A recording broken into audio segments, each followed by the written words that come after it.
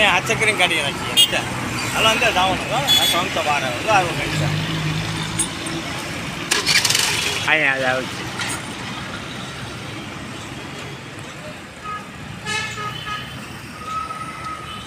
તમને આ નથી દેખાણું?